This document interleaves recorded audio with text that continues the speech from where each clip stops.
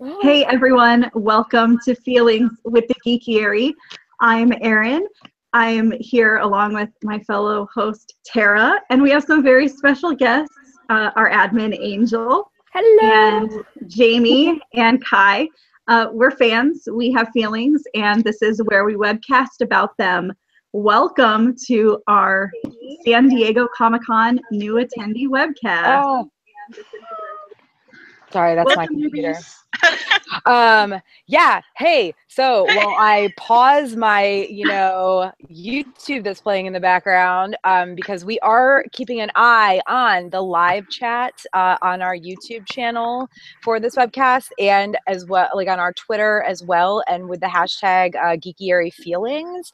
So please, you guys, interact with us, because I got a thing to say about that in a minute. But first of all, friendly reminder, this is also a podcast. Please subscribe to us on YouTube.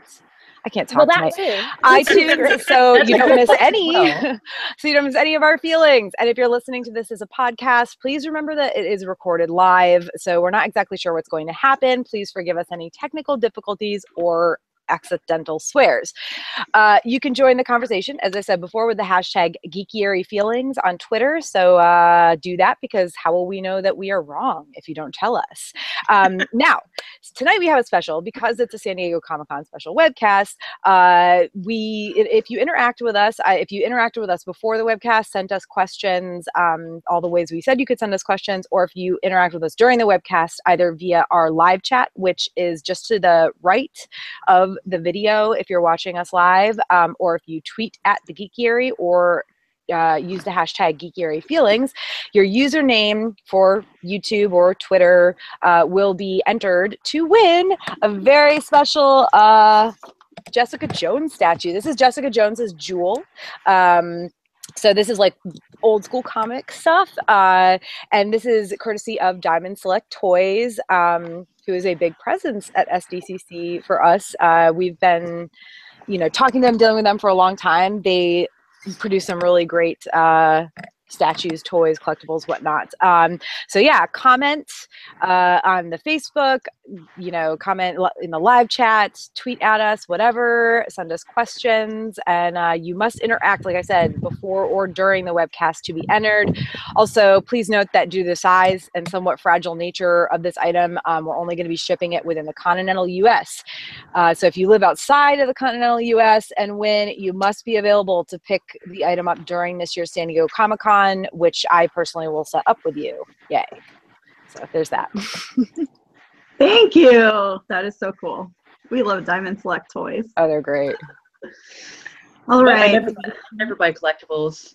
I don't have any. Right. All right. Just one more disclaimer, and then we'll get on with the show.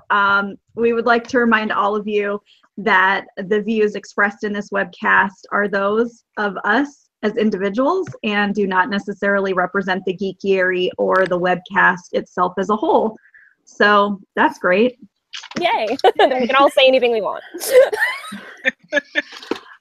We also do back up. That's true. We also have a Patreon page.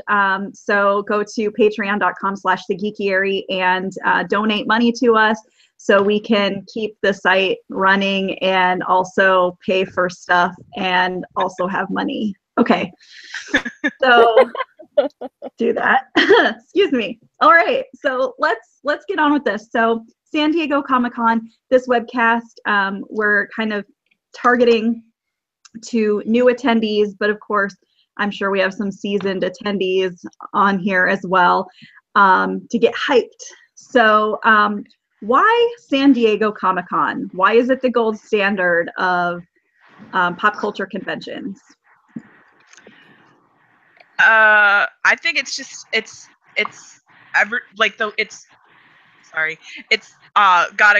located well because it's right there in Southern California. So they're the celebrities live in Southern California, so it's easier for them to go. So there's more of a celebrity presence. And basically just like everything goes to Comic-Con. If something doesn't go to Comic-Con, that's like people whenever I go to Comic-Con, everybody's always like, oh, who's going? And I'm like, who's not going? That is the better question. Everyone in this area. Because everyone goes. Yeah, and I think that the convention space is also very convenient to like a hangout area. The Gaslamp District in San Diego, it's a good place to just kind of hang out. So it's convenient for not only people that are attending, but like for the celebrities to have their own parties as well. So like if it moved to Vegas, which is something that gets talked about a lot, they wouldn't have that. So I don't know if it would be as big.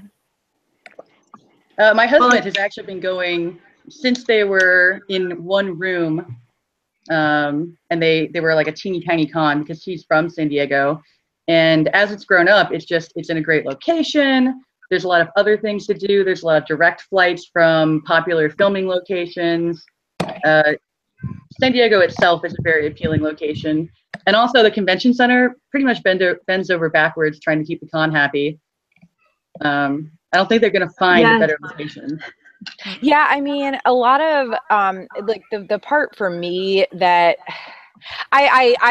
I'm, you know, whatever about San Diego Comic-Con. I know a lot of us, you know, a lot of you guys have heard me talk about it, whatever, because I go to so many other conventions, and this is, you know, to me it's fun, but it's not my favorite. But I will say like that the immersive part of it, I don't know as if any other city could do that as well as San Diego, because it's not just the stuff that goes on in the convention center.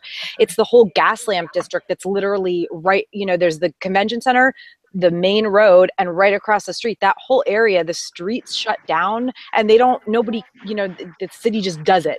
There's no question about it. There's no fight with the city about it. And they shut down, and, you know, all these other, like Nerd HQ, well, not this year, but all these other companies, Nerd HQ, Nerdist, whatever, they come in, they rent out things like Petco Park, where the San Diego Padres. Thank you. San Diego Padres. I figured it was Padres, where they play and everything. And like, you know, they have all these other outside the convention events going on that you don't even need a ticket for. And it takes over the entire, you know, kind of touristy area of the city. And I don't really know that any other city could do that. San Diego just happens to have the perfect layout and size for that sort of situation.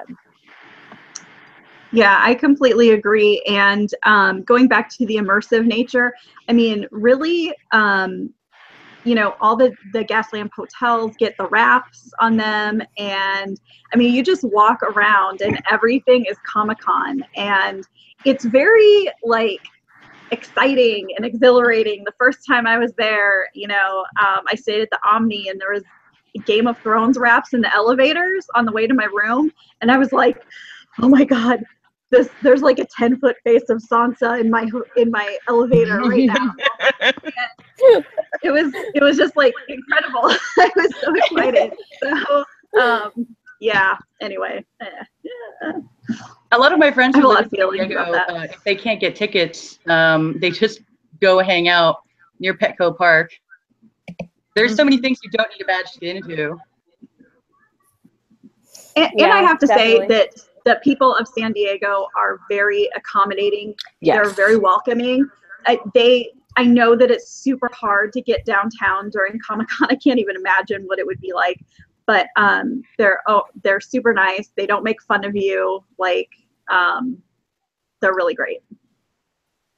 I mean, they have like special menus and you know, pricing. Like obviously some of it's like expensive, like more expensive pricing, but they really do everything they can to make your, you know, time there easier. They know that you've got people to see and places to go, and they do their best to you know, kind of go along with that. And a lot of times it means shortening their menus and stuff. It's just, I like I said, I really don't know as if there are many other cities that could or would go to those lengths to keep the people who are there for this convention happy. I mean, I know Orlando doesn't with like MegaCon, so.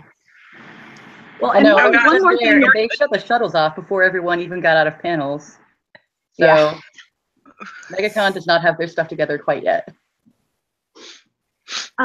One more thing that I did want to mention that makes San Diego Comic-Con so different from other conventions is that, like, we like to call it an industry convention, It's not necessarily put on for fans with fan panels.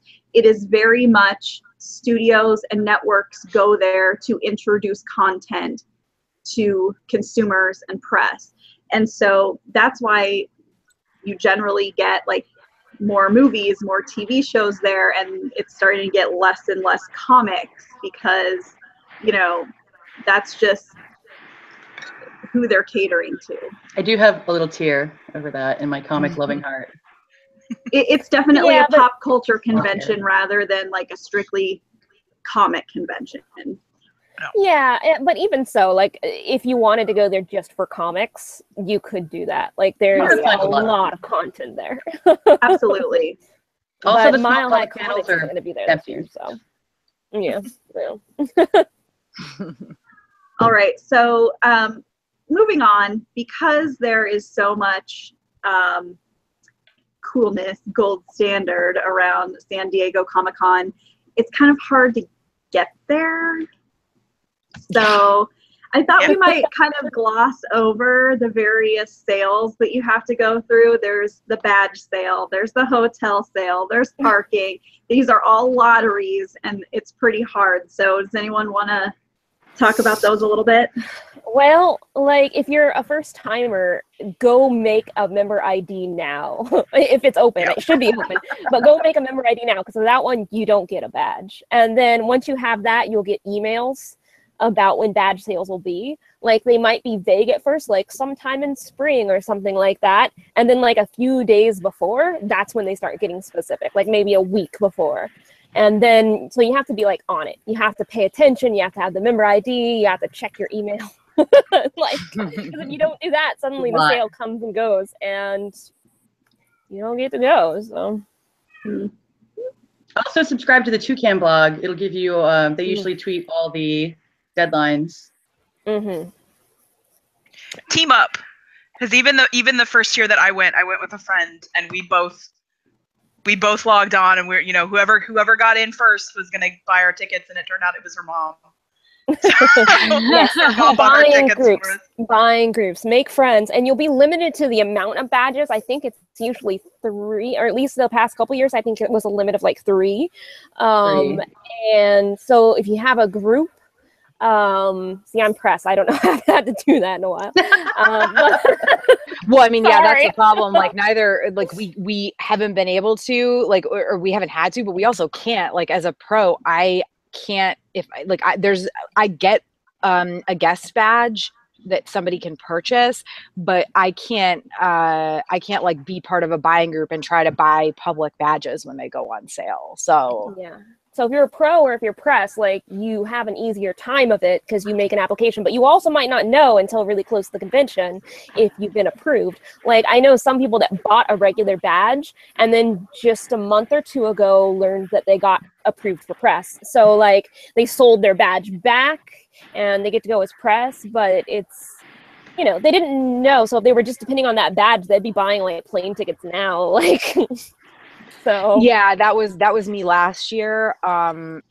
Didn't know for sure that I was going to be pro until it was like mid-May.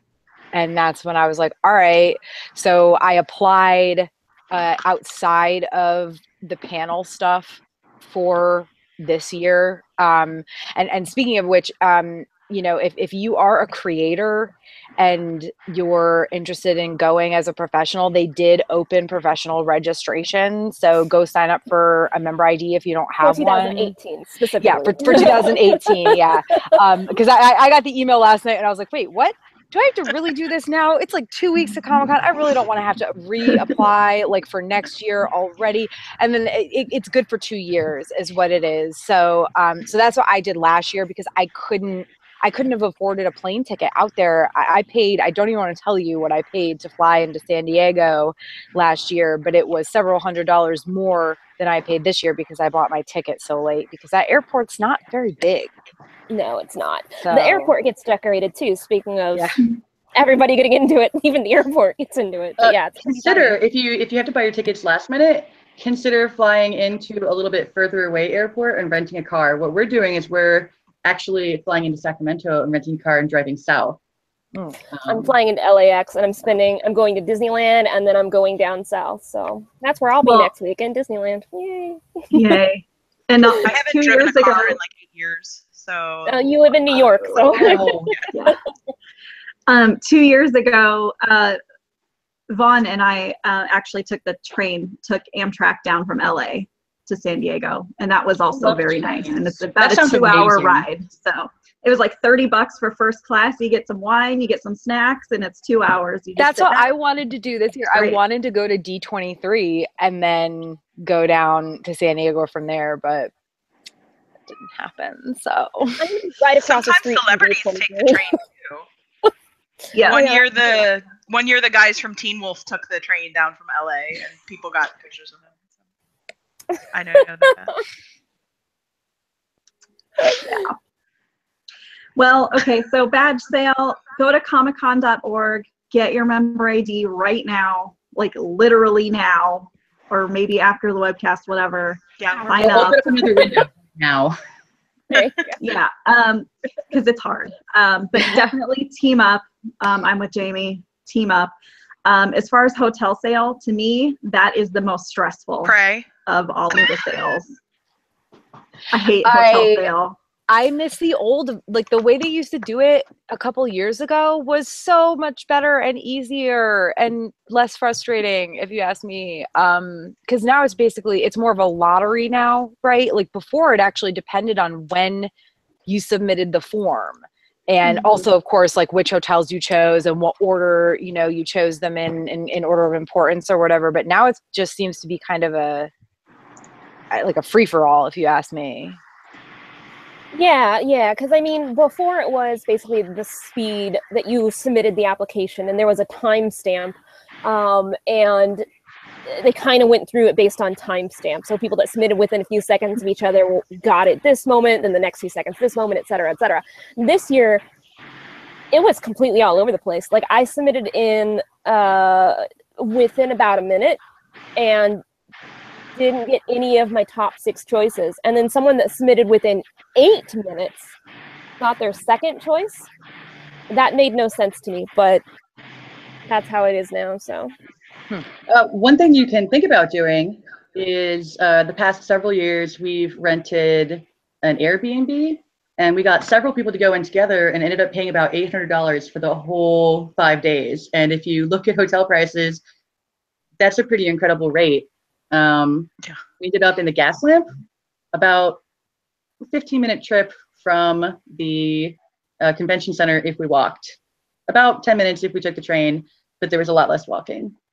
Yeah, I'm in an Airbnb this year, and it's not cheap. I mean, there's 5 or 6 of us. It's like a 3-bedroom Airbnb, but or maybe 2 bedrooms and like a pull-out couch or something.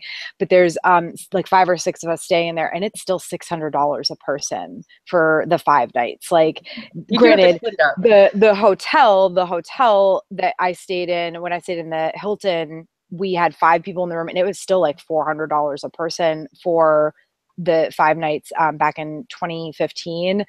And last year I did the USA Hostel in the Gas Lamp, which was so worth it. There were some bad parts about it that it was like super hot last year, and our room not only didn't have AC but also didn't have a window. It was like on the inside of the building, so our room was hella hot, but we were never in it.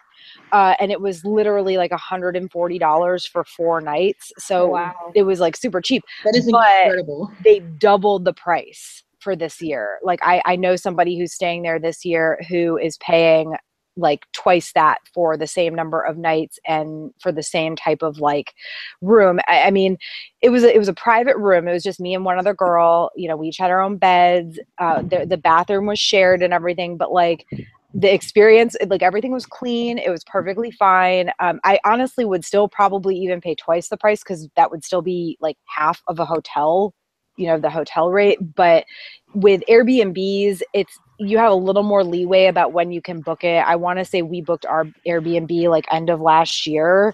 But with the USA Hostel, you literally, the second Comic-Con is over this year, you call them and book it for next year. And I was just lazy on that. So. I stayed in an Airbnb last year. Also, it was very nice. But if you are looking to go that route, and I do recommend it, it was a very, very good decision. But you do need to let the owner know, like, that you're wanting to stay during Comic-Con, because there have been a lot of horror stories about the owner didn't know it was Comic-Con, and then, you know, they came back later and canceled the reservation. So, Yeah. Which Wow, so I've you never just had kind of that have to. happen. You kind of have to just be cautious, and until you're actually in your bed, like sleeping, you know, like I last think year, it's- I was like, ah. I think it's easy. Like I'm still worried about this year, even though I know we've handled it and they know that it's during Comic-Con. Like my friend that I'm staying with has done not this exact Airbnb, but he's rented like Airbnb condos every year for like 4 or 5 years now. But I mean, so I'm still a little concerned about it, but I think you can pretty much tell by the price. If you look at an Airbnb and it says, you know, $200 a night for a 2-bedroom condo, and you go and book it during Comic-Con weekend and it's actually $200 a night, then something's wrong. Because the one that we have for Comic-Con this year is like quadruple the price for Comic-Con weekend as it is for any other weekend throughout the year. So As a warning, yeah, you can usually tell by price. Sorry to interrupt you, Tara. As a warning, Craigslist, don't do it.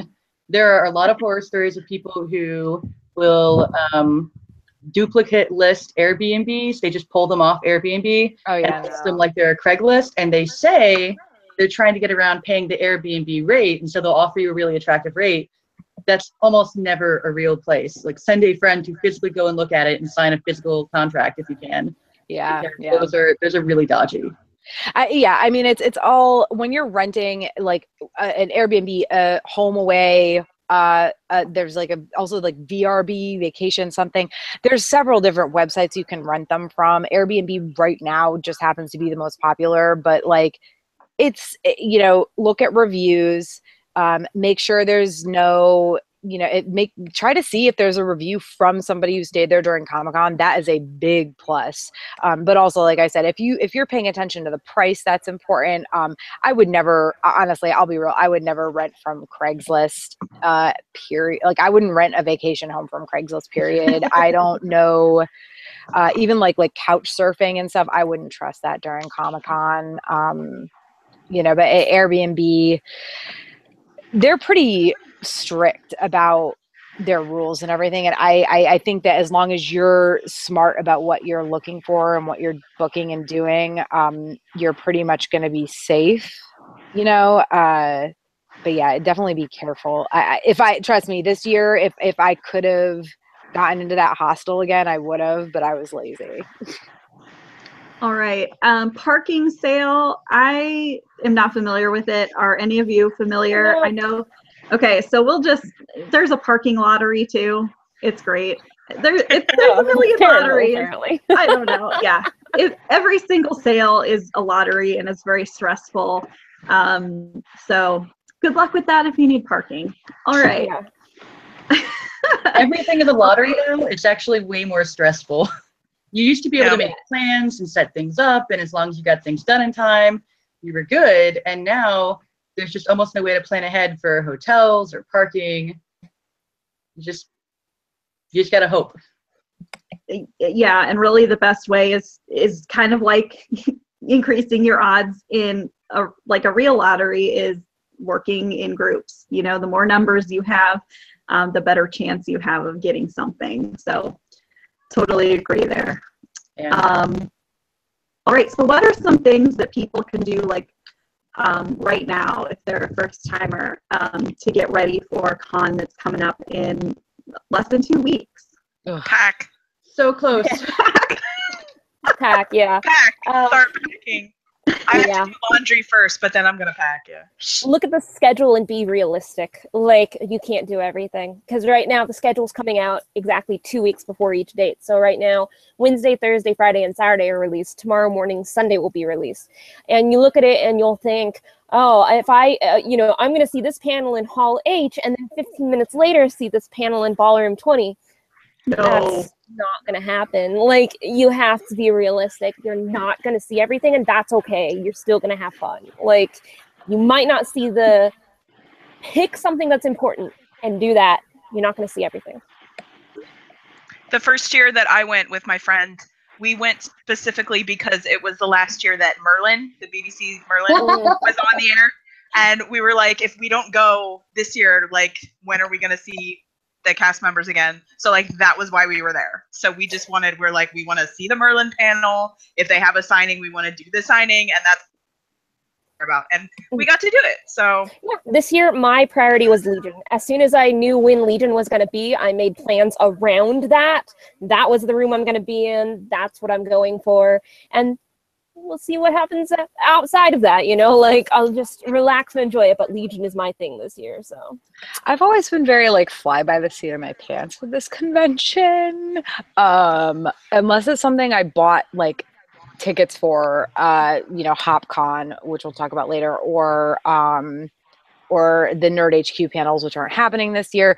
Like, I would always make a list of all the things I wanted to see, and then if I was lucky, I saw 10% of that. And that's kind of how I feel this year is going to be again. But honestly, I say make a list of all the things you would like to see, and then like put them in like order of importance. Yeah. That's what I do, because it's like, okay, I could say I want to go see a panel at 11 a.m. on Saturday, but like, let's be real, how often am I actually going to get up on time to do that? And if I miss that panel, okay, well, maybe there's like a 2:00 panel that I want to go to that same day that I can make, that I know I'll be awake in time for.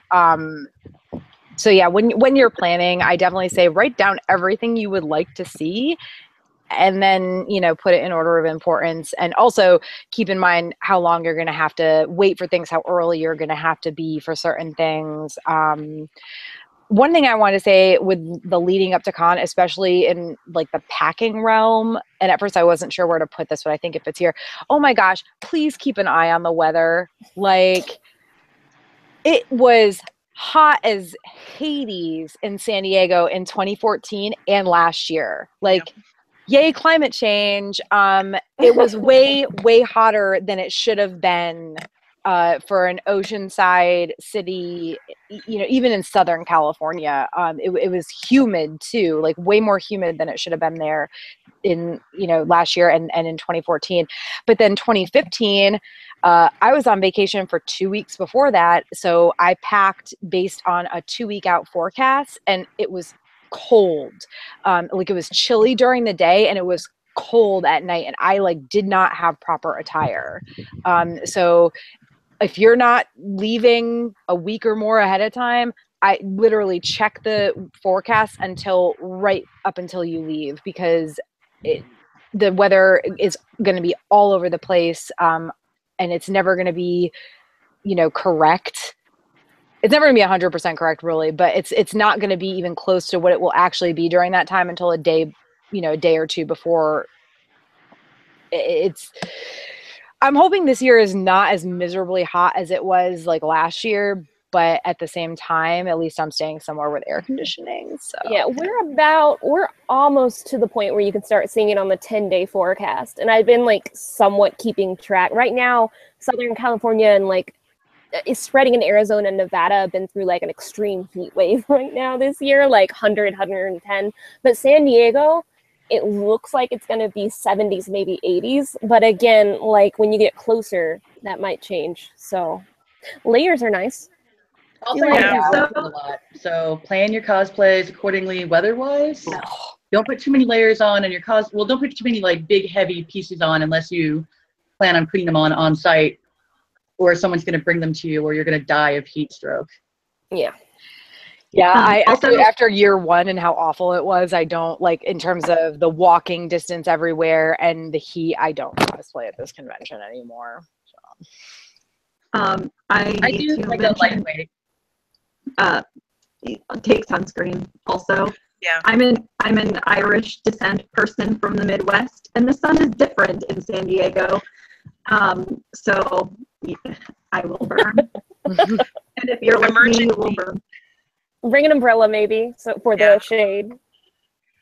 I take emergency. You know, I buy the little packets that you dissolve in like water, and I start taking it about a week before the convention and during the convention because you're gonna get sick probably. Oh yeah, con crud. Con crud is a thing. So if you're listening and you don't know what con crud is, basically you go to a convention and a bunch of different people are sick and you get all of it and it morphs together into con crud. So you have this person's flu and that person's cold and that other strain of the flu, and you get home and you're just everything. So yeah, that's another thing you can start doing right now is upping your vitamin C and make sure you don't get con crud.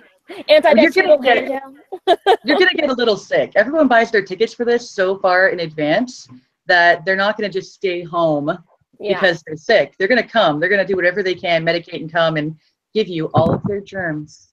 And you're probably going to do the same thing to somebody. Get a cold. Wash your hands a lot, man. Like, yes, bring antibacterial, you know, the gel stuff or whatever, but like wash your freaking hands just constantly. When I'm at home, I wash my hands probably 30 times a day. I'm a little bit weird about that, but like when you're at a convention, there are times I will not even have to go to the restroom, but I will go in the bathroom and like thoroughly wash my hands and like a quarter of my or half of my upper arms just to wash them if I've been touching, you know, merchandise or anything. The worst part, like con crud after the fact sucks, but it's getting sick during the convention. That's the worst. That happened to me during Ice and Fire Con earlier this year, and it was allergies and sinus stuff. So it wasn't really anything that washing the hands could help. But with cons like this, where it's during the summer and everything, it's almost always just, you know, there's going to be people who are sick and they're going to bring in germs. So keep some antibacterial gel on you, wash your hands constantly, you know, just be safe about it.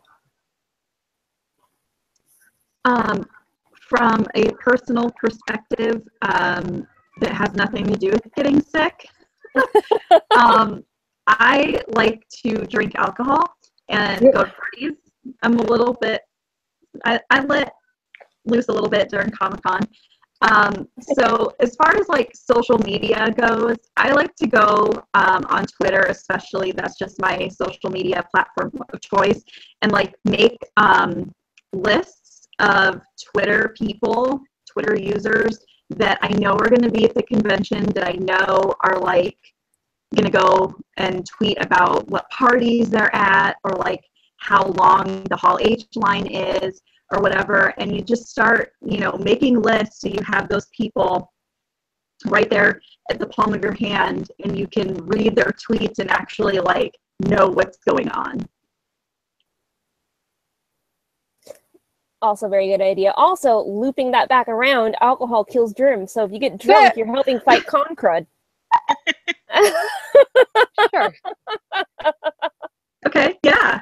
I mean, that. I mean, I will say that there have been times where I've been like, you know, I'll start feeling sick, and this is like not even at conventions, this is in general, and I'll just take a bunch of shots of tequila, and eventually I won't feel sick anymore. It's fine. I don't know if it's about alcohol killing germs, but yeah, well, let's attribute it to that. So we've lost one of our people. Oh, we have a ceiling. Okay. yay! And there we go. All right. It's so we're all back hurricane season together. in the South. Power comes out. What else do we have besides getting drunk to kill germs? Well, let's talk about the con. Oh, I missed the good stuff. We already got past drinking? Oh, that's no, we'll talk about that. we're just starting.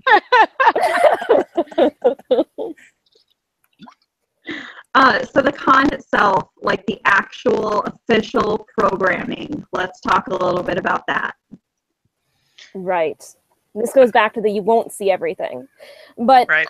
I'm a little hesitant to tell people exactly what times they need to line up for things, because that's what causes problems. As soon as you say a time, everyone's going to show up earlier, and then everyone's going to show up earlier the next year, and earlier. And it's just this perpetuating cycle that started, I think, I want to blame Twilight, but I want to blame Twilight for a lot of things, so I'm not sure if that's fair. But I would say that that's about the era where camping out overnight used to be a thing, like started to be a thing. No, it absolutely is. That's like everything I've ever seen is that it's Twilight that kind of broke the mold with Comic-Con. So yay. Yeah, You so could pretty much walk into most panels. You would just get towards the back before then. And then there were a lot of people that had to go to that specifically and didn't want to do anything else. I would say that with the vast majority of panels, even panels in the big rooms like Ballroom 20 and Hall H, you can get in the day of, but you'll be in the back. I think the only exception to it right now is Saturday Hall H, specifically Saturday Hall H. That one, again, I don't want to say an exact time, but that one is the one that you do kind of have to make a commitment for it if you want to even get in the room.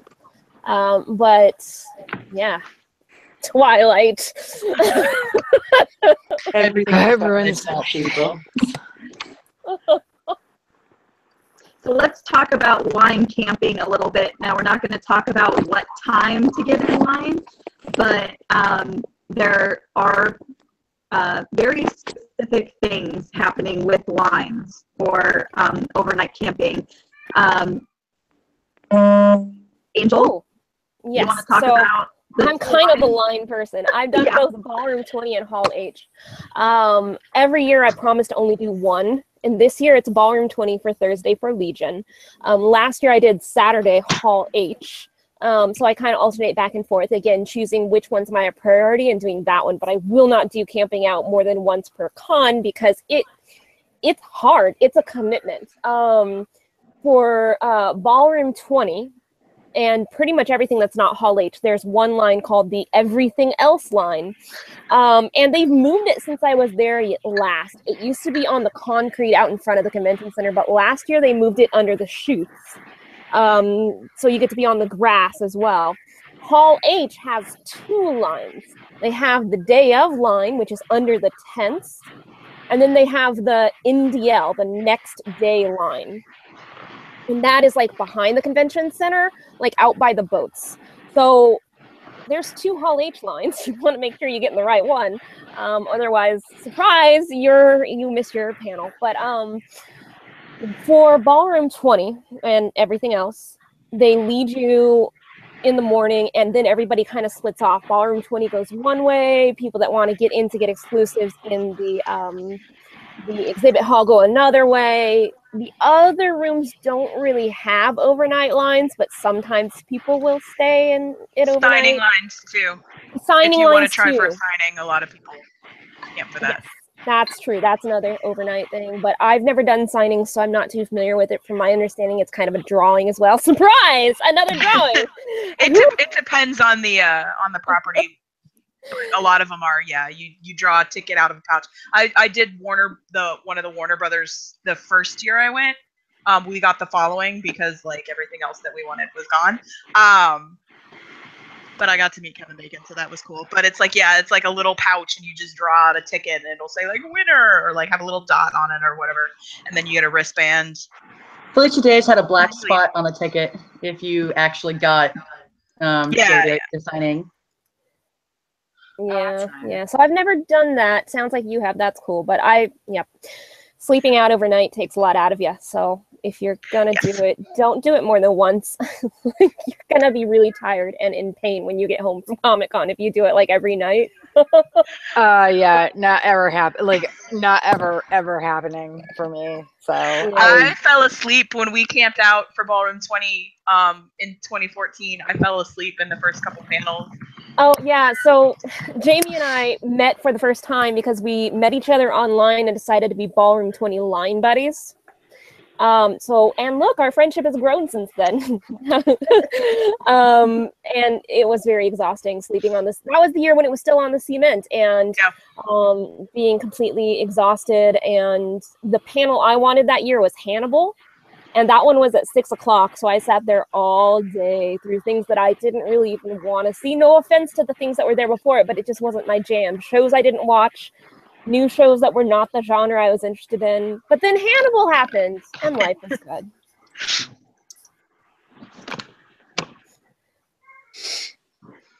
Am I the only one that does lines every single year? I think so. No, Yeah. I'm there too, but my line situation is different because I go in the ADA line. So Yes. So if any new people have ADA questions, how are the lines for that?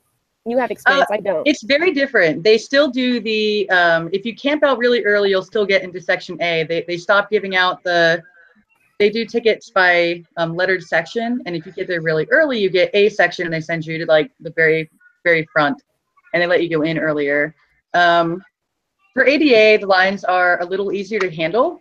You get you don't have to go there the night before, even for an early panel. And that's great because a lot of us can't. I mean, I obviously can't camp out overnight on the streets of San Diego with my dog. For those of you who don't know, I have a service dog, and I get there usually, if I want to go into a morning panel, I'll get there around 7 o'clock. And there's almost always some people there, but I can usually kind of skate in at the end of the A line that way. But you don't have to get there the day before, usually. I'm going to say this, and a bunch of you guys are not going to get there early and then throw things at me on Twitter. I do know that there is an don't overnight stress. ADA line for Hall H because I walked by it before. And How do they do it? I don't know. Even the ADA line is like 100 people long for Saturday Hall H. And that was at like 10 p.m. last year, because I did Hall H last year. Around 10 p.m. the ADA line was about 100 people long. But I was about 150 people back last year, and I ended up getting still in section A. So it's kind of a judgment call. Like, how bad do you want it, and how important is being right in the front for you? They kind of trade off with people with the lines.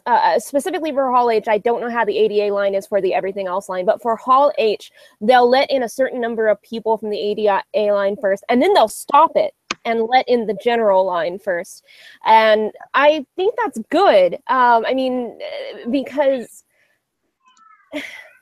I'm hesitant to say that there is potential for abuse, but there is. And trust me, there's really, with Comic-Con, there's really not, a lot of conventions do not have proper disability services. I'll be honest, like they just don't. The best convention I've been to for disability services is Dragon Con, because you walk in, you tell them what's wrong, they help you decide what you need, they put a ribbon on your badge, and that's it. But there is, I'll be honest, more of there is more ways for people to abuse that system because they don't ask for proof or anything. With Comic-Con, they require, like, I think doctor's letters or something, because I looked into it one year because I can't, with my knee, my right knee is like really messed up. I can't stand in lines. I honestly can't sit in a panel that's like in a tight row with my legs close together with a seat right in front of me for hours and hours on end, because I have problems with my kneecap and my cartilage. I really need to have surgery. But all that aside, I looked into it at Comic-Con one year, and they were like, yep, unless you get proof. Everything I saw was unless you get proof, there's no way to get any sort of like ADA pass. I could be wrong, but because technically I don't think they're supposed to require that, but like Disney World is the same way. You can't get a handicap pass or whatever unless you have proof that you're handicapped. So speaking as someone who does the ADA line every year, I bring my service dog. I usually have a letter. I haven't had to show it every year, but then I've had a service dog for the last several conventions. So I don't know if it's in my file somewhere when they bring up my member ID. they did ask a lot of questions. They knew what questions they were allowed to ask about a service dog, and they asked them. And they asked me what kind of things I would need. They didn't have a lot. It's just volunteers that run it, but the people at the ADA booth tend to have a lot of information. They don't have a lot of personal questions about, what is wrong with you. They more asked, what kind of help do you need? They don't volunteer it necessarily unless you ask a lot of questions, but they will ask you, do you need an interpreter? And they'll give you a different sticker for that. They give you a little, I'm pointing, because obviously I wear my Comic-Con badges from all past years, but they give you a sticker for your thing, and they also give you, if you need one, and they actually do ask a lot more questions about this. If you need an aid, they give you, they ask a lot more questions, and they'll give you an aid badge. If you need an aid badge, you're going to have to give up a lot. You're going to have to give up some information about why you need it, and it might feel a little intrusive. But for those of us who actually need the help, for example, sometimes I have to leave a panel suddenly and unpredictably, or because I have my medic alert dog. So if he alerts, sometimes I suddenly have to leave a panel, and in a convention that big, Fargo might not know where to take me that's safe, or I might need someone to grab all my stuff because I had to suddenly run out. So I kind of need an aid, and I had to share some personal medical information. If you're not comfortable with it, just kind of rough it with a friend that has their own badge. Yeah, I mean, for my part, I don't give a crap about giving them information. I just the one time I went up there to ask about it, the way they worded it was that I needed some sort of doctor's note or something. And they do get pretty restrictive about it, actually. They get kind of restrictive about being a diagnosed disability, which I have mixed feelings about, because if you don't have a broken bone and you're standing there in a cast, they kind of want to know that it's a permanent disability.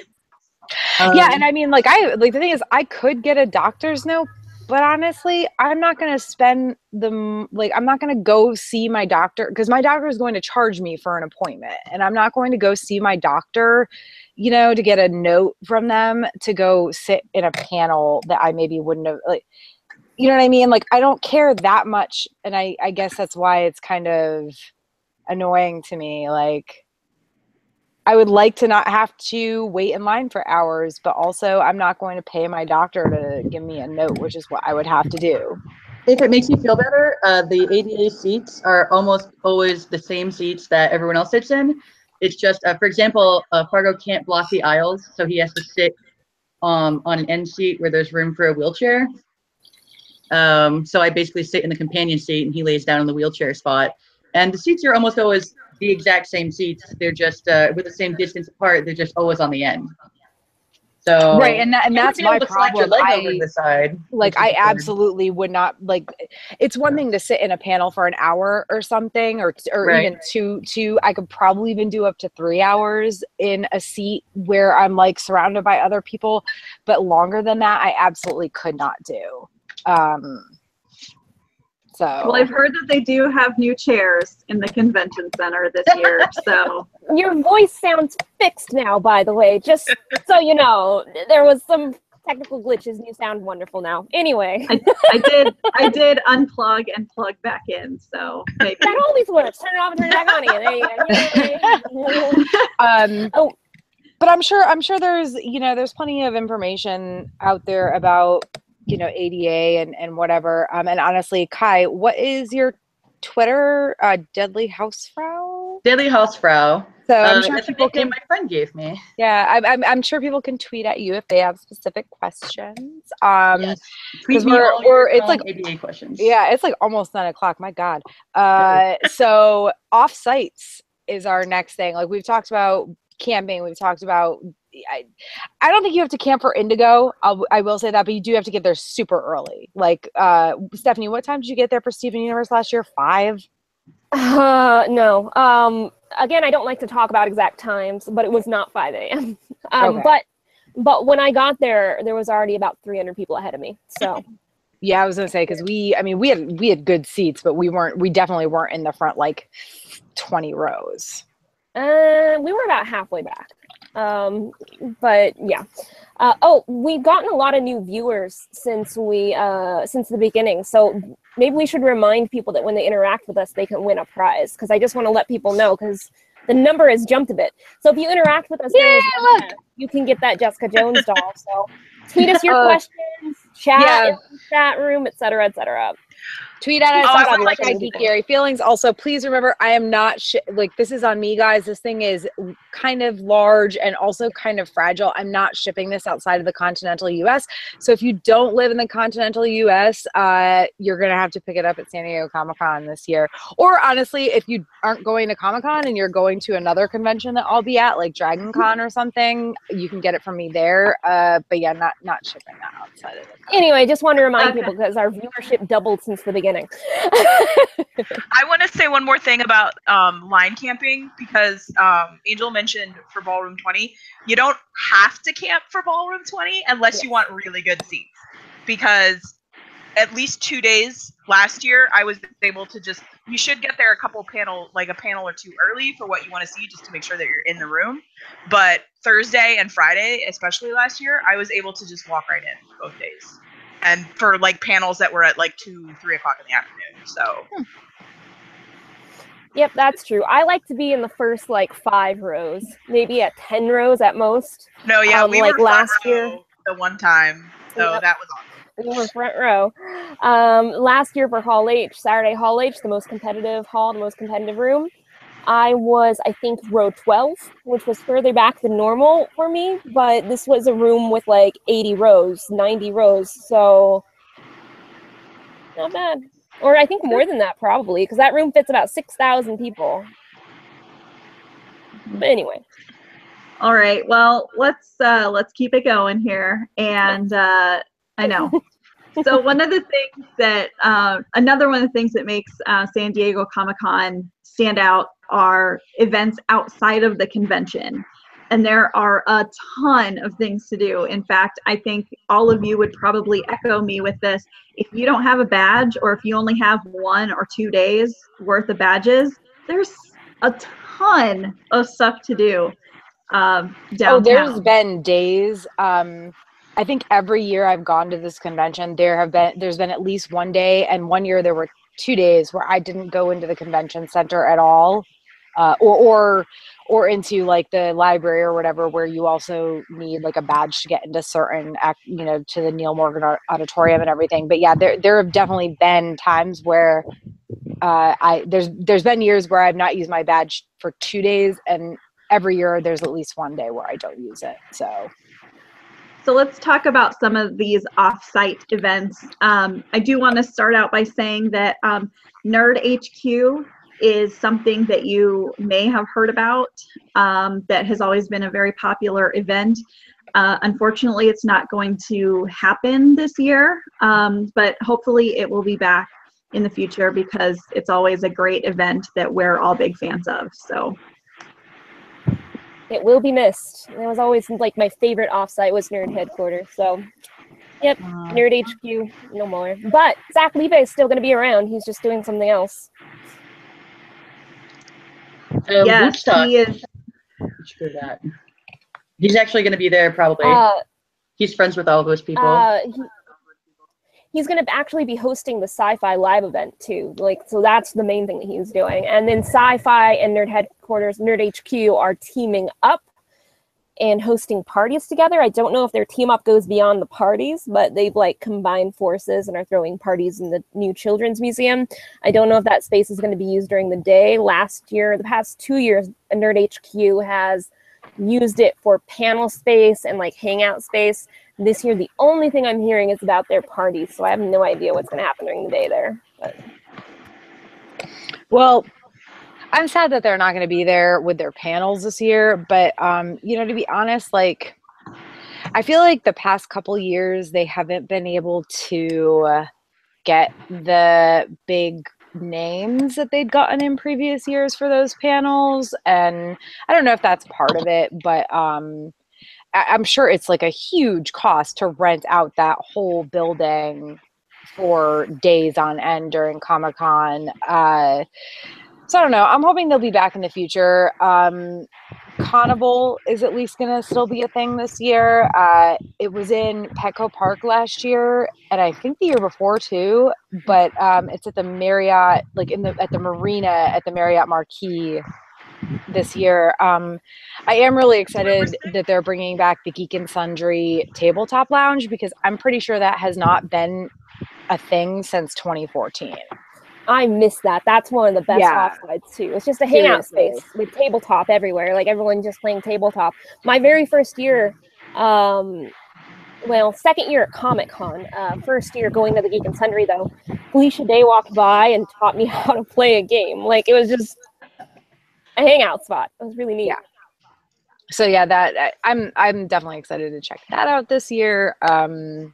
I think Carnival has been at the Marriott before, like in that marina area, but I don't think I ever like went there when it was. I want to say it was 2014. That was the last time it was there. So I'm interested to see how that all's going to be laid out and everything, but at least it still exists. And there's also the Game of Thrones musical that's happening. I think every like Thursday through Saturday, there's 2 shows a night, but those are obviously like for purchase tickets. Her Universe Fashion Show is Thursday at, is it 6 or 7 p.m. at the Marriott? I think it's the Manchester 6. Grand. Oh, it's the Manchester Grand this year. It's always there, yeah, at Manchester Grand Hyatt. Okay, it's at 6. I've only been once, and it was in 2014, and it was at the Marriott Marquis that year. Oh, okay. But that's definitely something that you can find more information if you go to, like, if you Google Her Universe Fashion Show, or if you go to the Her Universe website, there's information about it there. But if you don't have like a private invite as press or something, you do need to get there a couple hours early if you want a seat. It's a really cool thing to attend if you've never been before. So. I'm gonna jump in here with a shout out for Wootstock. It's overheld in the Balboa Theater on Thursday night. Adam Savage, who was on MythBusters, and the comedian duo Paul and Storm, they do it. It's basically a night of nerdy vaudeville comedy. I'm gonna say vaudeville because that's the closest I can get. It's basically a bunch of nerdy, funny people come up on stage and do something, and you don't know what they're going to do, but they do something every year. Like George R. R. Martin's been there, and because I haven't said her name in an entire podcast and I'm exploding, Gail Simone is confirmed for stopping by today. The Gail Simone name drop. There you go. I will say her name. Oh, also Marianne Call, who is a lovely person and very funny. She's going to be there. Will Wheaton sometimes shows up. Will Wheaton drops by. Yeah. Very often. Also, a couple years ago, LeVar Burton came by, and the entire theater, we all sang the Reading Rainbow theme song together, and it was glorious. That's so cute. Interactive nerd comedy, Wootstock. Check it out. I feel like Will Wheaton will make it to almost any geeky beer-related thing, so... Funny story, when he had his Woot Stout premiere party, a friend of mine found himself at the premiere party, had no idea how he'd done it, and he realized he was drinking beer with Will Wheaton, and he was drinking all of Will Wheaton's beer. He thought he was just at a random party, and he got panicky, and he went in the kitchen and washed all their dishes because he couldn't think what else to do. Did Will Wheaton just go, all my dishes are clean? My first Comic-Con, I was at HopCon, and Will Wheaton walked by me and was like, nice pants, because I was wearing like bionic leggings, and it took me, I was drunk, I'll be real. So it took me like a minute, and my friend that was with me was like, that was Will Wheaton, and I was like, ha! He likes my pants. Me and Erin will be doing a HopCon this year, so that's another one of my favorite offsites. Is HopCon. That happens the Wednesday of Comic-Con, so preview night. It makes sense. And basically they rent out I'm forgetting what it's called. It's like it's Stone Brewing at Liberty Station. I knew a station something, Liberty Station, there you go. And it's a really beautiful outdoor venue. There's food, there's beer samples, more beer than like, oh my gosh, it's worth the price of admission. So yeah, excellent offsite. Angel and I have Conan tickets this year, which I'm really excited about. Oh, I did not get the email back. Yeah, Conan. So this will be my first year doing Conan, and so I'm not quite sure what to expect. Have any of you guys done it Same. before? I really don't know what I'm walking into. Oh my gosh, it'll just be a surprise. None of us have done it before. Oh my God. They're just live tapings of his show, like from Comic-Con. Yeah, but I feel like it's different than a normal live taping because I've been to the Colbert Report live taping back when that was a thing. So I'm dating myself. That was many years ago. And a live taping of an actual show is small little studio. This is in like a huge theater. So I mean, it is a live taping for the show, but I've looked at that theater and it's many hundreds of people. I think 1,000 seats.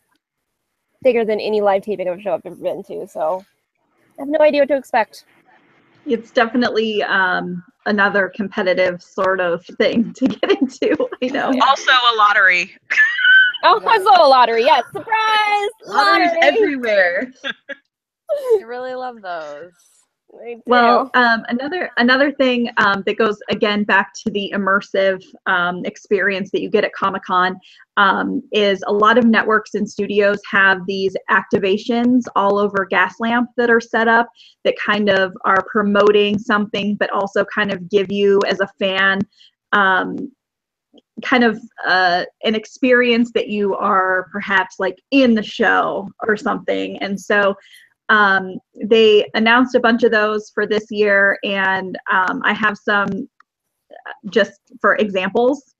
So like AMC is doing Dead Quarters this year, which is promoting The Walking Dead, and it is in front of the Hilton Gaslamp Hotel, and there's going to be like a batting cage where you're Negan or something. Okay. Like, I don't know. And then this Yes, so glad I'm not watching that show. I mean, I don't know. Another really cool thing is if you watch Vikings on the History Channel, they are doing a whole like funeral ceremony and march, which should be excited for that. Interesting. I don't even watch the show, but I want to see that. With fireworks, apparently. I think I saw them mention that there's going to be fireworks. Yeah. That's going to be cool.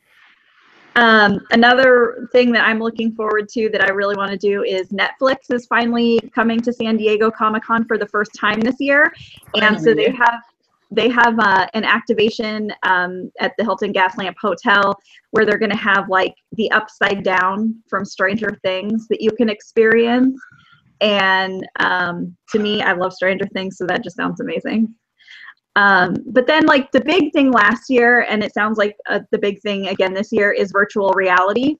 And so like there's going to be this whole virtual reality for Blade Runner 2049. There's also going to be a 4D experience for a new show on NBC called Midnight Texas.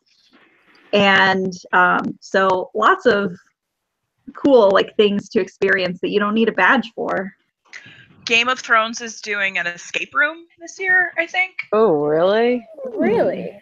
I think that's what I heard, which is different than I did their offsite in 2014, and I was underwhelmed because I went Sunday, which was stupid of me, but that was like the only day I had free, and I was in line for like 5 hours. It was basically like my entire day was in line for this, and then I go inside and it's just like costumes and crap, and I'm like, I saw this at the exhibition like in April, awesome, but I got a t-shirt. Yeah.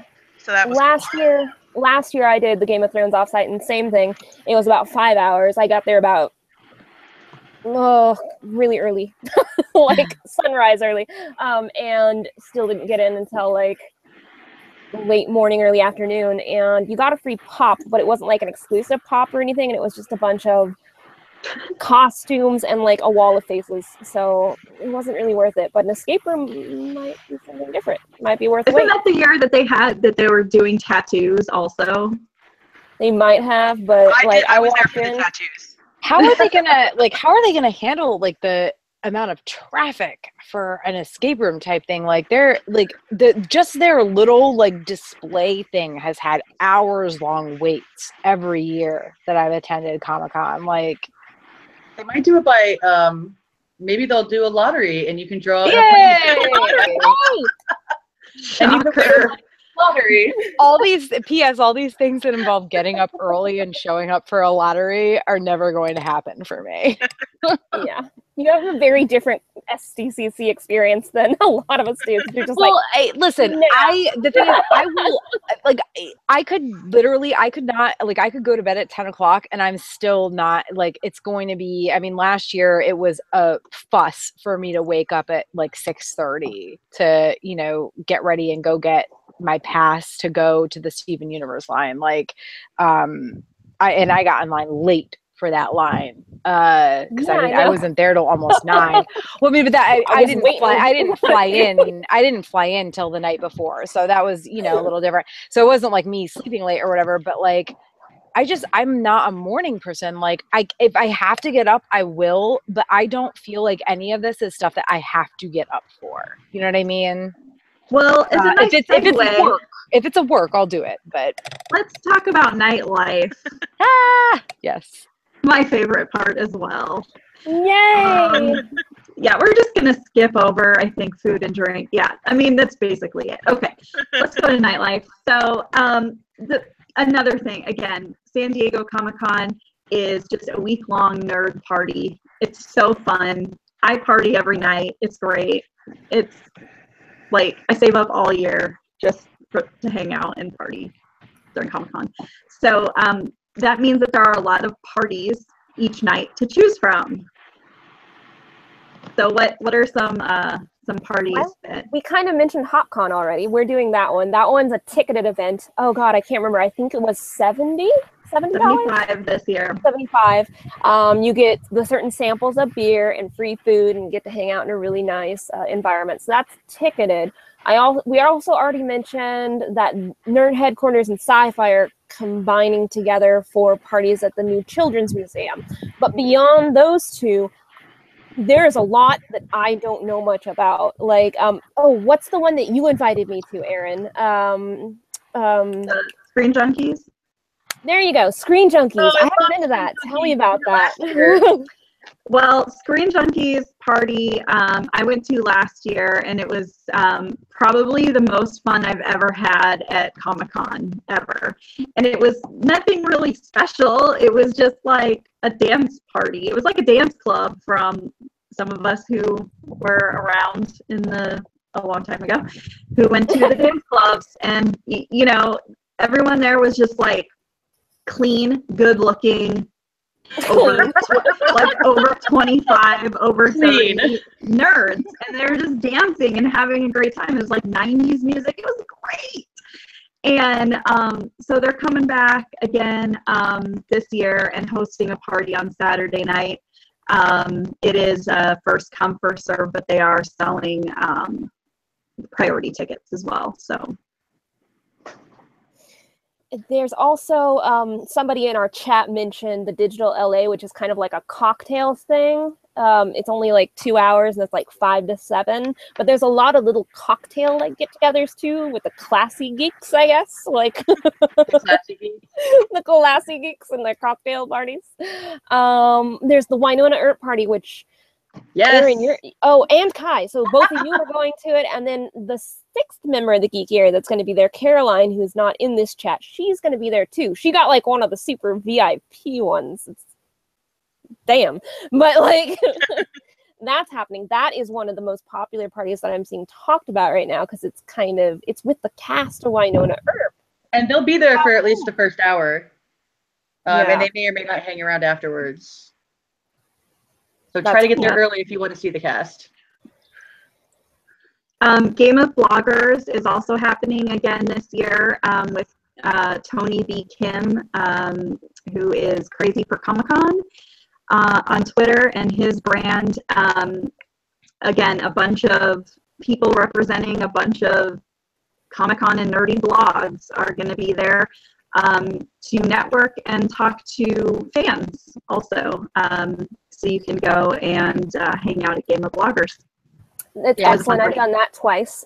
He's also having a second party that he's calling the Red Wedding, which concerns me a little bit. Like, yeah, I don't want to go to that party. I'm just gonna not go to that. It's a little concerning. But yeah, so he's having 2 parties this year: Game of Bloggers, which I've gone to twice and loved, and then Red Wedding, which if you attended Game of Bloggers, you get like, I don't know if it's advanced entry or you don't have to wait in line, but you get some sort of perk to get into the Red Wedding. Maybe you don't die. You survive. You get to stay in the splash zone. They give you sheets of plastic, and you just sit and kind of. Boom Studios has a thing they're doing Thursday night at the Odyssey Lounge, and they're kind of advertising that the first 1,000 fans to stop by the Boom Studio booth get free drink tickets. And if you consider all the money you're going to be spending at Comic-Con, free drinks is a draw. Yes. Especially at the Odyssey. There's another party, I think, on Thursday with your girl, Khai, Gail Simone. Yes, there is a party with Gail Simone, the Image Comics party. Maybe I could just tweet her and we can ride over from our parties over to Woodstock. We do not. We don't hang, guys, just so you know. There are also, throughout the week, there are also a ton of industry parties that the normal layperson will never get into. For example, the Entertainment Weekly party, which happens every year at the Hard Rock Hotel. I have never been to it. I apologize. I cannot give you a first-hand or first-person encounter or like story or anything, but it happens. Someday the Geekiary will get an invite to that party, guys. Someday. I've been to the only exclusive party I've been to was the NBC party, and I've gone to that for a couple of years. But since Hannibal went off the air, I hate to admit it, but I don't really watch anything else on that channel. I'm sorry. But I went. NBC owns one on Earth, just so you know. That's the only exclusive one I've ever gotten an invite to. I've heard tell there's, well, I guess the sci-fi party, like we mentioned earlier, is combined with Nerd HQ, but I've always wanted to go to the sci-fi party. But I guess it's the same this year, so I don't know what that's going to be like. There is one other kind of nightlife sort of event that I wanted to mention, and that is the MTV Fandom Fest. They host a big party that is like fandom focused or something, I don't know. And that's back at Petco Park this year, but it's on Friday night. Yeah, they have I've never been, but they have a band. The band plays, and they usually do the fandom awards. But ordinarily they announce those earlier because those are voted on.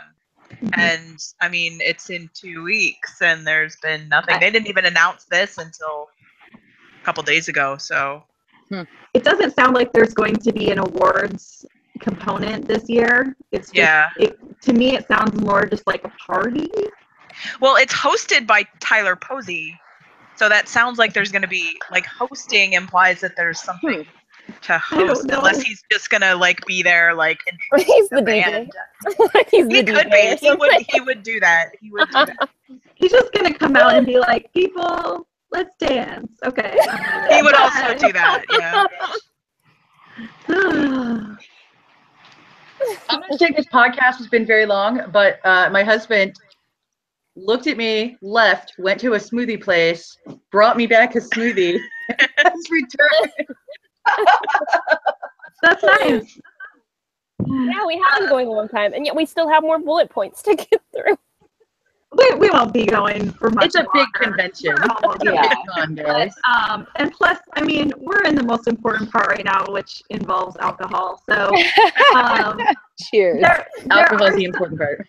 Yeah, there are some times where maybe you don't have any parties to go to, or you're in between parties or whatever. You're going to show up fashionably late. There are plenty of places to drink in downtown San Diego.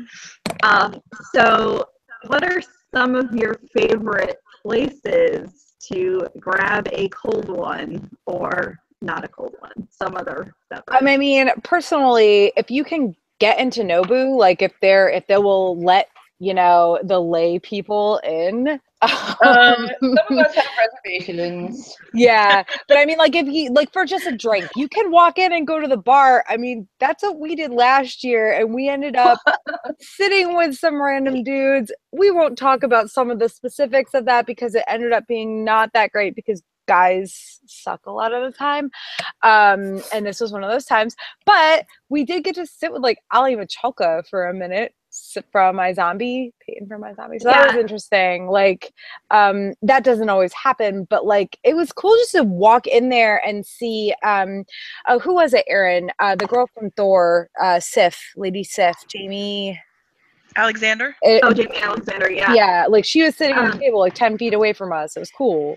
Well, and the whole cast of the Vampire Diaries was sitting at a table too. And Nobu is really awesome if you're able to get in. But I will tell you that the Hard Rock hotel security is very strict. And they will not let you in if you don't have a reservation or if you look like you're just there to scope out celebrities. If you get in, they will not let you take any photos. And so I don't even remember how we got in last year. I don't know. I don't know how we got in. I don't know how we got in. They let us in. I think there may have been like a thing where we were three, you know, attractive women dressed very well, walking up and saying, "Yes, we're going to Nobu." Like there was no, it was very assured. Like we're going to Nobu. Are you going to stop us? Was kind of like implied there. We're going to Nobu. The security though is very good at that hotel. I stayed there 2 years ago, and it's a great place. And they really do care a lot about their guests, and that's why, you know, you may not, if it's Friday night and it's busy, you may not even, they won't even let you in the lobby. So you know, something to think about. And we also went to Odyssey at the Hilton, and then another night we went to the pool bar at the Hilton. But both of those were like really good places. I mean, the night Erin and I and our other friend went to Odyssey, we ended up sitting with somebody who was very high up in the back end of American Gods. I'm gonna say, and talking to him for like a while. And then the night that a bunch of us went to the pool bar at the Hilton, like I saw Bear McCreary and got a blurry but picture with him. It was still a picture of Bear McCreary. Oh my God, love Bear McCreary. So, you know, that stuff happens. You know, a lot of step out of the actual downtown area. A lot of the places to grab a quick burger, if you just take like a 10-minute ride down the trolley, a lot of celebrities that you like might actually be down there away from the craziness of downtown eating. Almost every time we go out somewhere during con, if we go a little bit further away from the con, but still close enough that you can get there within about 15-20 minutes, but like away from walking distance, we run into people. I've seen some game designers I really like, and some celebrities who are not really willing to be disturbed, but you can, like, you know, politely. Yeah, my first San Diego Comic-Con 2014. This is one of the places I was going to mention in our like food and drink section. Cafe 21 in the Gaslamp has really freaking great coffee and really great food. And a few years ago, I was there eating like breakfast, lunch, whatever, I guess brunch one day, and Isaac Hempstead, from Game of Thrones. Yeah, Isaac Hempstead. He was there. Like I went to the bathroom and I walked by a table and I was like, that's. I didn't take a picture with him or anything because like he was eating breakfast with his family, and I feel like that's rude. But it was cool to just be like, holy crap, there's just Bran from Game of Thrones sitting at this table. I think that's a very good place to mention etiquette when approaching celebrities. Yeah. If a celebrity, we do this every year, and I would agree with you. I think this is a good time to mention etiquette. Yeah. So celebrities are going to be everywhere, but if they're sitting down and having a nice meal with their family, don't go up and bother them. There's certain environments where it's okay. A bar is a more social place. That is more acceptable than a nice restaurant where someone's just sitting down and trying to eat breakfast. Or like if a celebrity's like in a rush to get somewhere, don't try to stop them. But if they're just like hanging out like on the street and scoping out Comic-Con, that's more acceptable because they're not going anywhere. They're just getting the environment, and you being a fan is part of that environment. But trying to get to their panel room, don't like pull them aside and be like, hey, let's take a picture. My first year, somewhere. like my first year at Comic-Con, I literally almost tripped over Elijah Wood because somebody stopped him in front of me. He'd been walking in front of me. I wasn't paying attention, had no idea who he was. And all of a sudden some girl comes running up and she's like, oh my God! And he stops short and is like, hey, and he's clearly like walking fast trying to get somewhere. And he stopped so like quickly in front of me. And also, he's very short, and I'm pretty tall, and it was very awkward. I was like, oh, sorry. You nearly tripped over Elijah. Like, literally, that time I almost tripped over Elijah. Like, I just kind of, like, skirted around him, and he'd already been stopped, and I probably could have just snapped a picture or something, but, like, I felt weird. Yeah, Didn't like, want to be weird. Yeah, like I ran into Osric Chow. I feel like everybody has a level of like, if you realize that something is awkward, you probably shouldn't do it. Yeah. Clark Last Gregg, year. Oh, you want to go or do I? Last year, I was in the game lounge really, really late playing board games because I play board games instead of sleeping at Comic-Con. And I went out to get a drink of water, and I saw Clark Gregg walking just through the game area very quickly, clearly trying to like head down, looking for someone. And I saw him see me. Clark Gregg, obviously Agent Coulson, for those non-Marvel fans. I saw him see me recognize him, and he had this look on his face like, oh my God, I'm in such a hurry, but I'm a nice guy, and I don't want to be a jerk. And so I like put my head down really quickly and walked by and just said, as I passed him, hello, you're awesome. I'm sorry. Because I didn't want to interrupt him, but I also wanted to keep my voice down so I didn't draw attention to him. And he did like a nice little hand pat thing and went on. I think that was about as much interaction as you can have with someone who's super busy.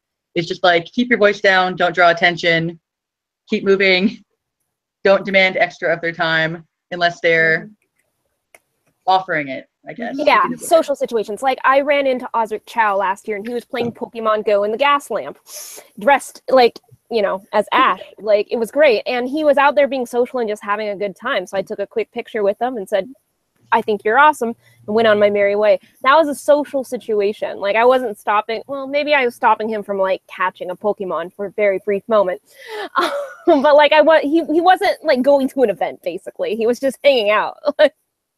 Oh, I mean, Erin, you know, when we were at Nobu and the guys that drew us over to their table, like one of them realized we were talking about Ali Michalka and like dragged her over to say hi to us. I was like, please stop, please don't, please stop. I'm so sorry.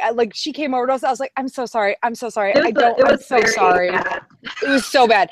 I was so like apologizing. She was like, no, she was so nice. So sweet though. So nice. Like so nice. She's like, no, don't worry about it. It's so great to know you guys are such big fans, blah, blah, blah. And I'm like, yeah, but we suck right now. Good. Like I promise you it's not our fault. We didn't do this. It's this guy. I'm sorry he bothered you. I don't know him. I literally met him 20 minutes ago and he's the worst. And he like continued to be the worst. Like, cause he like expected something for him to go over there and bother this poor woman who was having dinner with her husband and drag her over to meet us. He like expected things to happen. And I was like, that's funny. Con creepers. I didn't ask them. They weren't even con creepers, man. They were just dudes there for like a birthday party or something. They were not there for the con. They were like, oh, so you girls are like nerds, huh? And we're like, yeah. Yeah. It happens. Mine was I was in the lobby of the Hilton Bayfront because I had a press room in like an hour or something like that, and so I had brought my lunch with me because I buy groceries during the convention, so I don't spend a whole lot of money on food. Smart. And so I'm sitting there eating like my peanut butter sandwich and like little like goldfish crackers or whatever, and I happened to be across from the elevators because that was where I found a seat. Don't give away your secrets. Well, I think it. I mean, pretty much. Well, and also I think it was because it was like 11 o'clock in the morning. Like it wasn't that bad. But it like the problem was is that, you know, the celebrities would walk by because the press rooms are in the Bayfront, and so celebrities go there for press events. And you know, they would walk by, and the thing that bothered me so much was that, you know, there were groups of youths, probably, you know, youths. And they were recognize youths, the young teenagers. And they would know that somebody was famous, but they wouldn't necessarily know who they were, and they would still bother them. Like they would go up and get like selfies and all that kind of stuff, and then the celebrity would leave, and then they'd go, okay, who was that? Like if you don't know who they are, don't bother them. I mean, even if you do know who they are, don't bother them. Just don't bother them.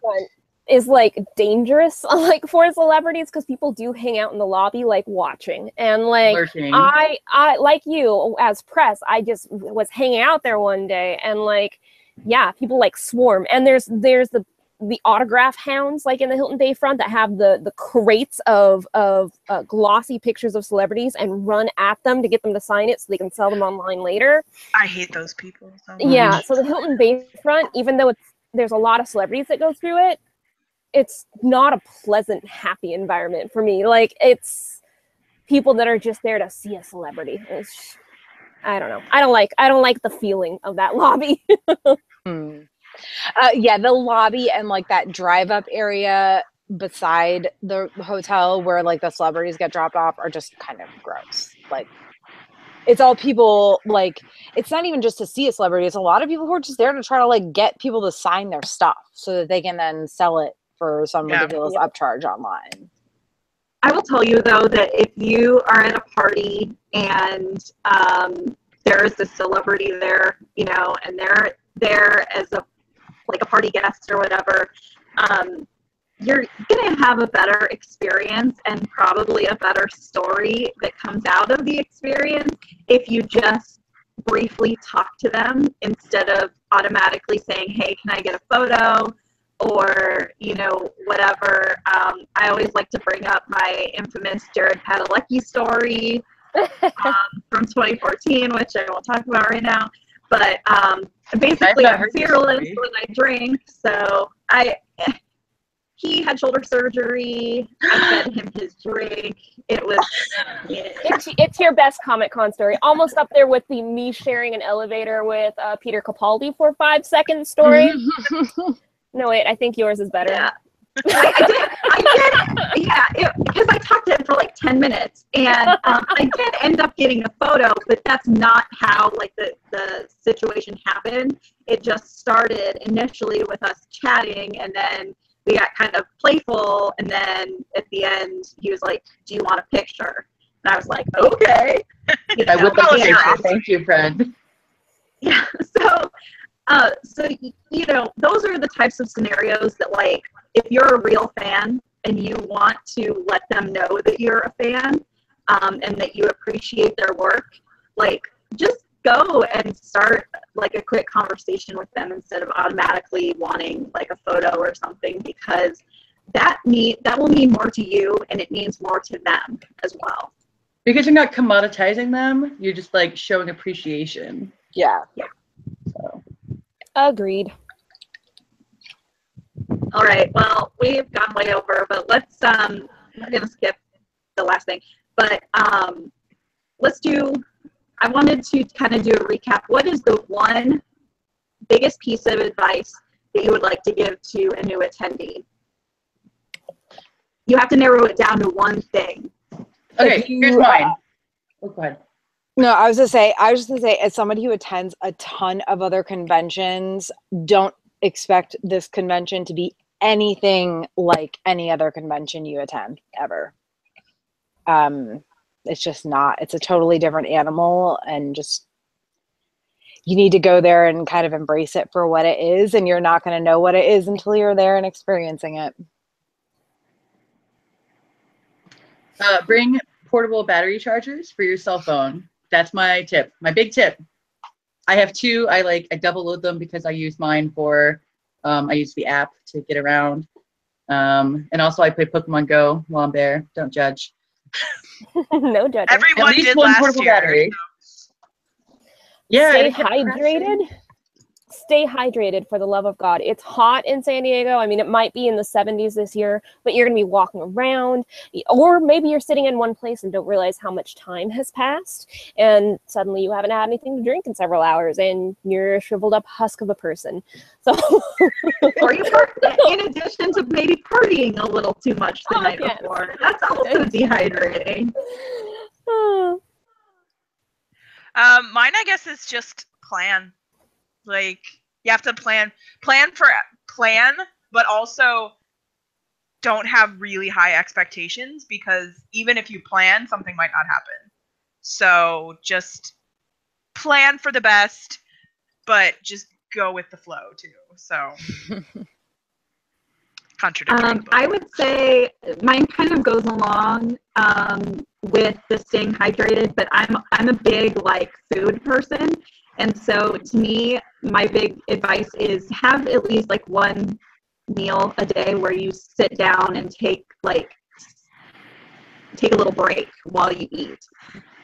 It's very re-energizing, and it doesn't have to be at a restaurant, but sit down, take 10-15 minutes and relax. Good advice. Yay! We sound knowledgeable. Yeah. It's almost like we know what we're doing. Almost. All right. So Comic-Con is coming up, guys. Yay! We have 6 people from the Geekiary attending San Diego Comic-Con this year. That's crazy. All 5 of us will be there, in addition to Froggy, who is a wonderful photographer, and she will be there as well. So, and we have another webcast. We every year do our preview night webcast. This year will be on Wednesday, July 19th. I get to be there this year. Yay! Yeah, I get to meet Tara, because I didn't get to meet Tara last year. I was totally talking over Erin, sorry. No, it's just we're doing it slightly earlier this year. So Wednesday, July 19th at 4 p.m. Pacific time, which is 7 p.m. Eastern time, and we'll be live from San Diego. Going over all the stuff that we're going to be doing, so you get a sneak preview of all the things we're going to be covering. It's going to be great, which I wanted to talk about this week, but no, this is newbie webcast. So yeah. Next well, Wednesday. also, yeah, if we talk about it this week, we're not going to have anything to talk about when we're there. I will say, though, guys, I'm on a panel again this year. Yay! This is the panel that I'm on. It is the only Song of Ice and Fire Game of Thrones fan panel at this convention. So if you can't get into the Game of Thrones panel in Hall H or Baldwin? Okay. If you can't get into the Game of Thrones panel in Hall H, come see us at the Neil Morgan Auditorium in the San Diego Central Library. It's just a couple of blocks from the Hilton end of the convention center. We're going to be doing our panel at 4 p.m. on Saturday, July 22nd. We have bookmarks that we give to everybody who attends, and it's myself and Amin and Kyle, who are 2 members of Podcasts of Ice and Fire, which is the longest running Song of Ice and Fire Game of Thrones podcast, first ever. So, if it's Saturday and you want to make it over to the library, please do. We will be there talking about crazy fan theories and what we think is going to happen the rest of season 7 and all that nonsense. All right. I was just looking at the chat, and there's a couple of additional pieces of advice really quick. Kevin, of course, says Starbucks and 5-hour energy. But not the Starbucks at the Hilton, man. Starbucks at the Hilton has like an hour-long line 90% of the time. So find another Starbucks. If you know Kevin, that's funny. And then also, he also said, in addition to the backup batteries, to bring a power strip, which I'm definitely bringing too, because those hotel rooms, especially, like if you get a couple, 3-4 people in there, you run out of outlets real quick. Yeah. Especially when you have like 4 or 5 portable things. batteries. Well, you got to charge your portable batteries. Yeah, at night. All right. So anyway, any last thoughts before we sign off? And I think we're pretty good. We covered a lot. Heck of a lot. So everyone that interacted with us, we will enter that name, your name for the drawing for that doll. So keep an eye out for that. We'll be in touch. Yeah, and thanks again to Diamond Select Toys. They sent us a bunch of stuff, and this was kind of like the one that we decided to offer as the prize for the webcast. So we've got more stuff that I may give away. We may give away later this month, but yeah, they're awesome. All right. Thank you, everyone. I'm Erin, along with Tara, Admin Angel, Jamie, and Khai. Thanks again for joining us for Feelings with the Geekiary, our special new attendee webcast.